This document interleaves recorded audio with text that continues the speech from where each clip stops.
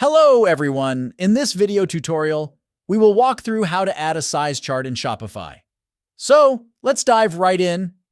Here in my Shopify store, I want to add a chart about this product in which I will describe the details about the measurements of the t-shirt.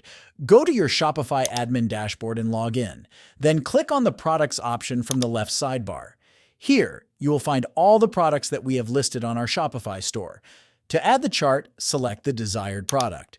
Now here in the product editing page, scroll to the description section. Here in the description section, you will find the code icon, click on it. In here, you will find the description in the HTML code. Simply click at the end of the HTML code, then hit enter.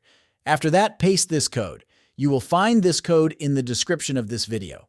Now after that, again click on the code icon. And that's it! We have successfully added the chart in the description. You can customize it according to your desired values. Finally, click on the Save button at the top.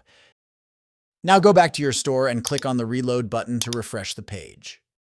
And that's it! You can see here we have successfully added a chart in the product description. Now your customers will have easy access to size information, leading to a smoother shopping experience.